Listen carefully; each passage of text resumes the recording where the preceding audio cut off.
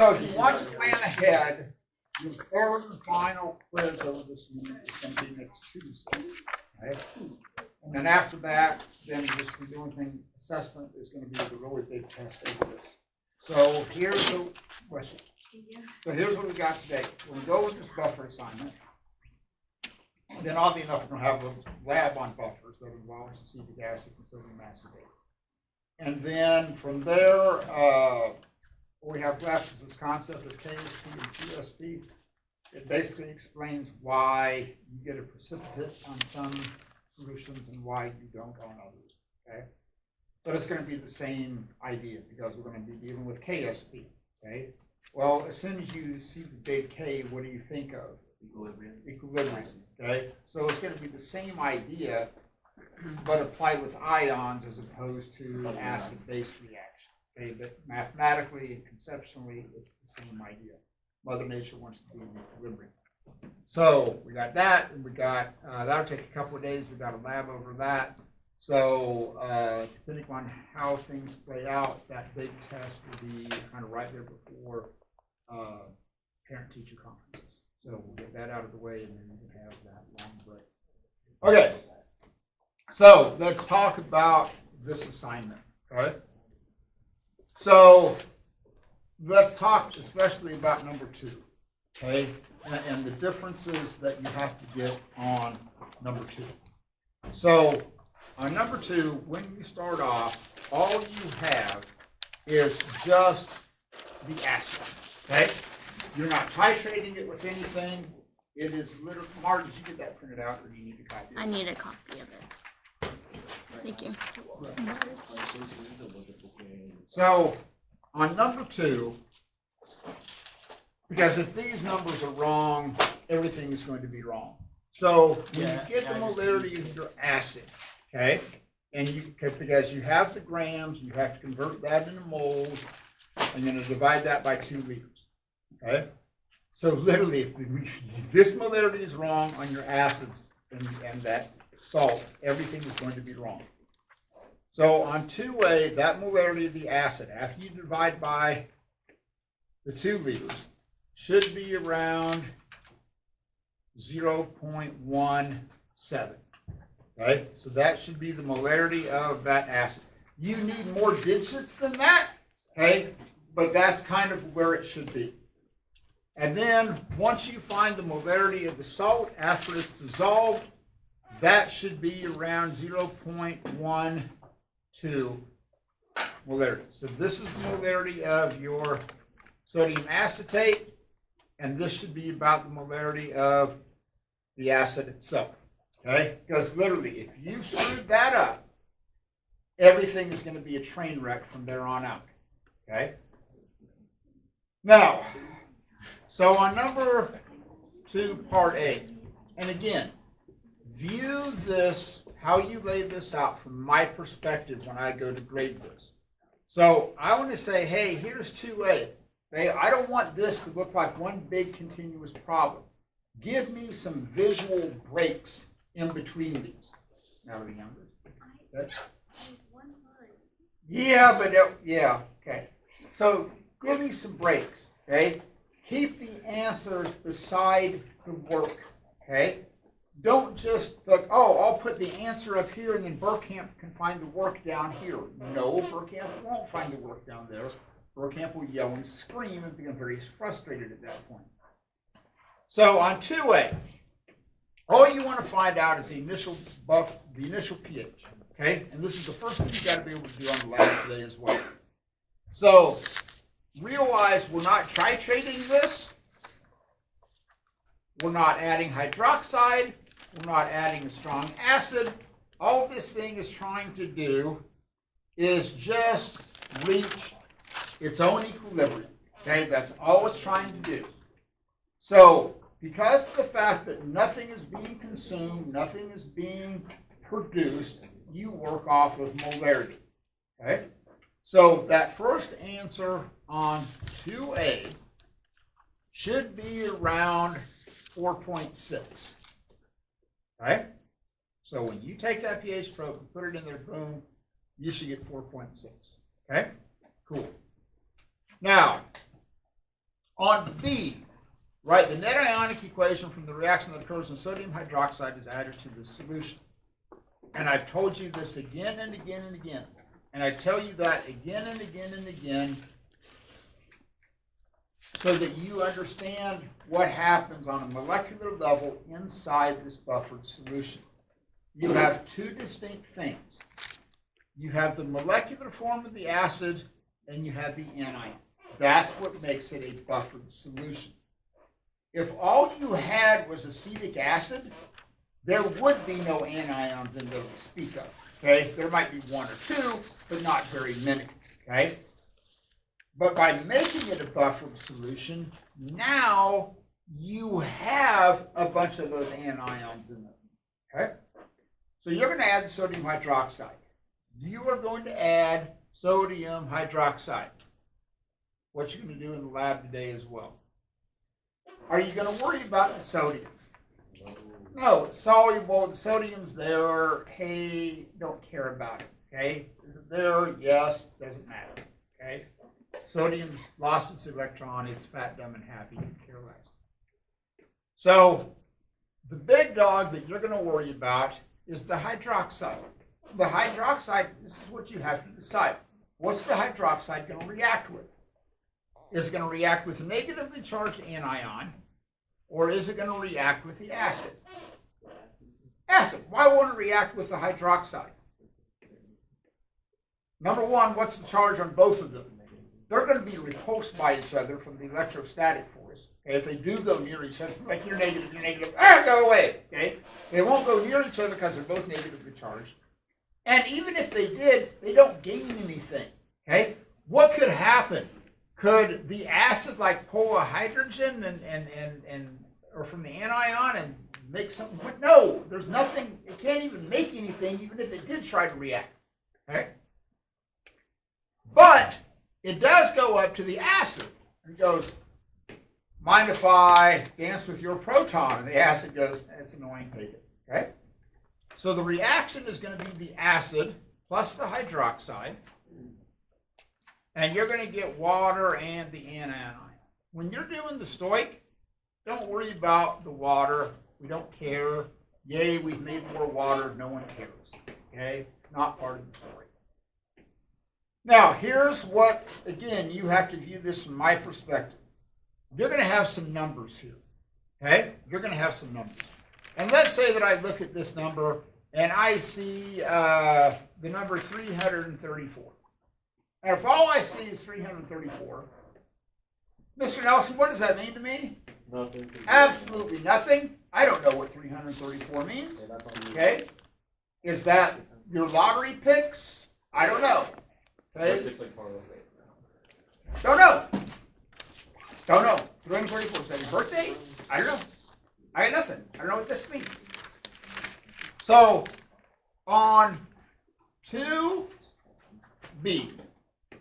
you need to make a choice. You either work in millimoles, which is what this is, or you work in moles. Okay? Now, the beauty of the moles is that you already found the number of moles up above when you did the conversion. Okay? You actually found the number of moles. Okay? So you could just use that number of moles. Now, if you're going to do that, you're told that you're adding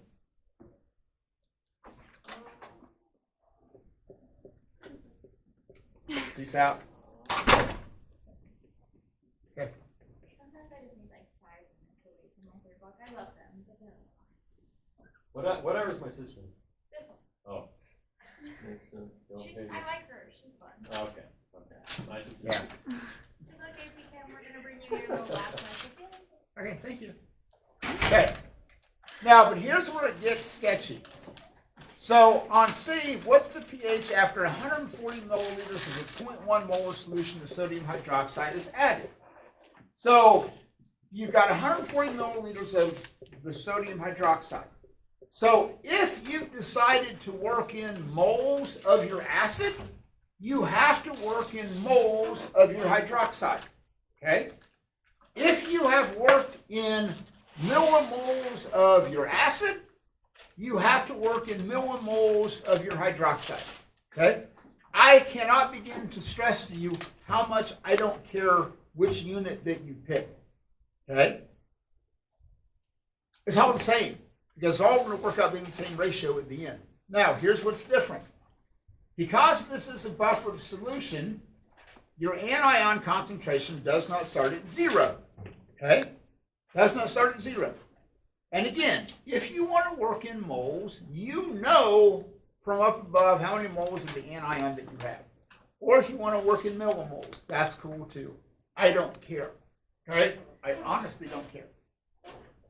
So your pH on C should be a little bit above your answer to 2A. Okay? Not a lot, but a little bit.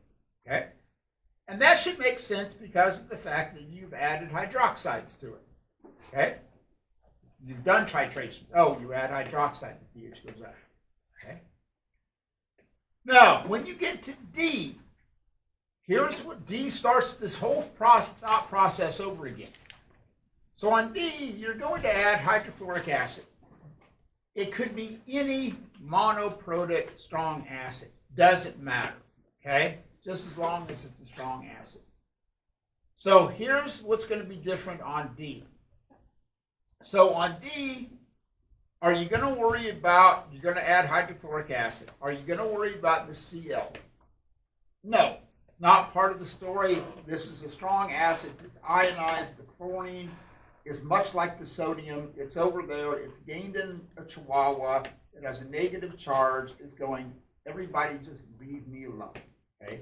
I need some me space. Me and the new chihuahua, we're going to hang out. Okay? We need to bond, right? Care less about what's happening with everything else. The hydronium, though, is now in, the hydronium has entered the building. Okay? Now, this is like a dating scene. In the dating scene of the beaker, you have a bunch of anions that are negatively charged. And they're the conjugate base off of a gas. So the anion is going to go, hey, sailor, you want to hook up? Absolutely. Okay? So, understand the difference. When you add the hydroxide reacts with the acid, and you make more anion. So when you add the hydroxide, the concentration of your acid goes down, the concentration of your anion goes up. Okay? On D, once you add that hydronium ion, the anion concentration goes down, and the concentration of the acid goes up. Okay? So like inverses of each other. So all of your pHs on 1 and 2, all of those pHs should be between 4.5 and 5. Okay? So all your pHs on number 1 and 2 should be between 4.5 and 5. Is everybody cool on those? Okay. On number 3, and you need this skill to be able to do the lab today. So let's talk about number 3. So how many moles of sodium hypobromite should be added to 1 liter of a 0.05 molar solution of hyperbromous acid to form a buffered solution with pH of 9.15? Okay. So I've given you the Ka value. Okay. Don't have to worry about that. So there's 2 ways you can do this. It's a personal preference thing. One is that you can go Ka equals your hydronium ion concentration times your anion concentration divided by the concentration of the acid. Okay? Now, if you notice, here's the story. You know what the Ka value is. You have that number. Okay? How are you going to find the hydronium ion concentration?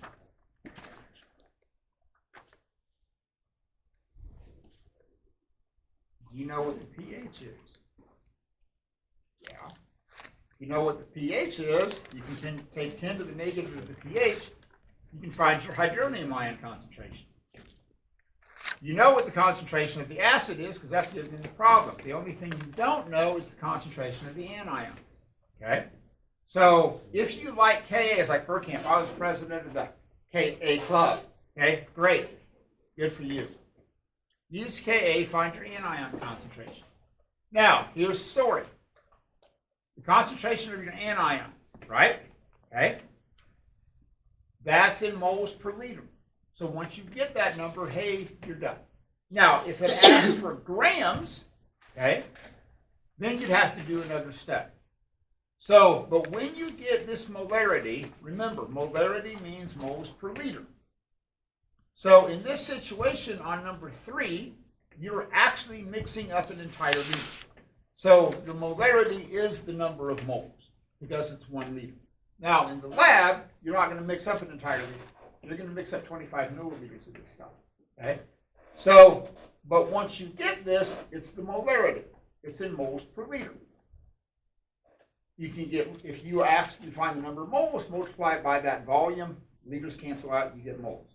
In the lab, you're actually going to have to end up in grams, so you need to take it one step further and multiply by the molar mass. Now, that's option number 1 if you're president of the Ka club. But you go, Camp, I love the Henderson-Hasselbeck equation. Cool. pH equals pKa plus the log of your anion concentration divided by the concentration of your acid. You know what you want your pH to be. You're given that value. You know what the Ka is. You can take the negative log of that. Then you have the pKa. You're told what the concentration of your HA is. You know that number. The only thing you don't know is the anion concentration. Now this gets a little bit tricky. You got to subtract the pKa. You have to get rid of the log by taking 10 to that value. Okay, but as a decimal on number 3, that decimal value on number 3 should be something close to your current age. Okay, use some reference. On number 5, all of those pHs on number 5 should range between a low of around 1 and a high of around 12. Okay? Because on that one, you are titrating with a strong acid. On number 6, those are titrations with a weak acid, strong base. Those pHs should range from around 4 to around 10. Okay? Now, what makes 6D tricky is that if you look at what's happening on that one, this is when you've completely neutralized the weak acid with the strong base. So on 6D, this is when you have to start that secondary reaction. So on 6D, you actually have to do 2 of these. Your first reaction is going to be HA plus hydroxide, yielding anion plus the water. Then, because this is all going to get neutralized, then you have to do that secondary reaction of the anion plus the water, reforming the acid and hydroxide. So remember, there's a couple of steps that you have to do here. Because of the fact that you're going to be dealing with Kb, you have to calculate the Kb for the reaction. But you don't know what the Kb value is. But you know what the Ka value is. Okay? Knowing the Ka, you can find the Kb. And remember, this has to be molarity. Okay? That has to be molarity. Can't be moles, can't be millimoles, it has to be molarity. So, like I said, at number 6, you're going from 4 to about 10. Okay? That's an ish. Now, on number 7, if you look on number 7, 7 starts off the same way. But 7 is a buffered solution. Okay? It's a buffered solution. So the whole point of a buffered solution is to minimize changes in your pH. So on number 7, when you look at that range of the pHs, those pH changes are going to be much smaller than what you saw on number 6. So the pHs on number 7 are basically going to go from 8 to about 10. Okay? It's an ish. So your pH range on number 7 is going to go from 8 to about 10. Okay? So keep that in mind.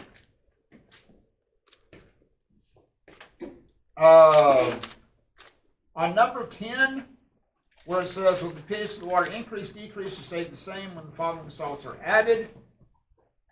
To give you some hints. On number 10 of those salts, again, you either look at the cation or the anion. So on number 10, you should have 2 of them which are not going to change the pH. You should have 2 of them that are going to raise the pH. And you should have 1 that lowers the pH. Okay? On number 9, both of those pHs should be around 7.5.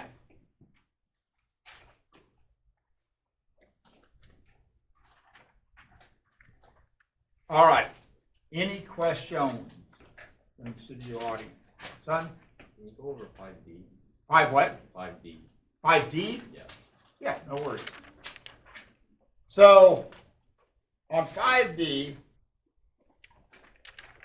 you've got 105 milliliters of potassium hydroxide.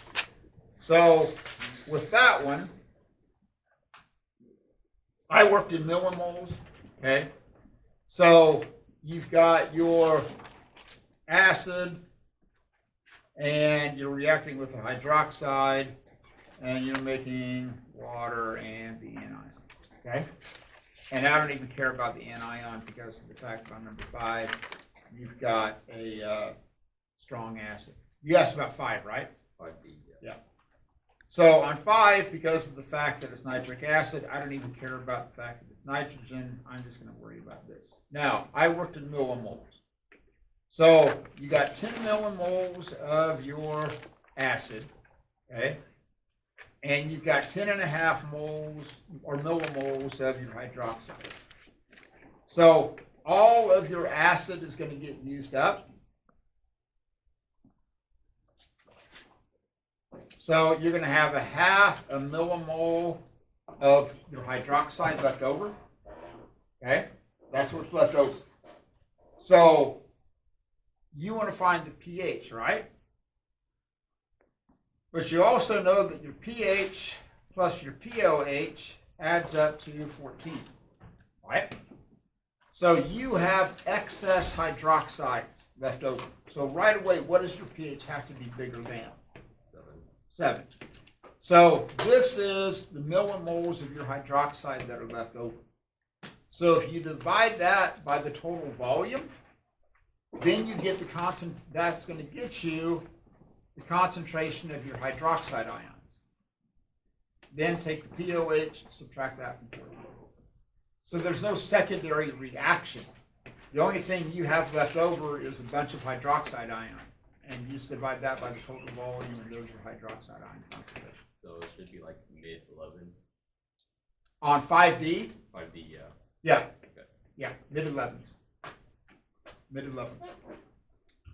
Okay. We're good? I Just think- a quick question on 1 second. On which one? 9. Yeah. 9A. 9A. Okay. So, what's going to happen is this. You're going to try to treat this hydrochloric acid, right? So, you've got to start off with what the net ionic equation is going to be.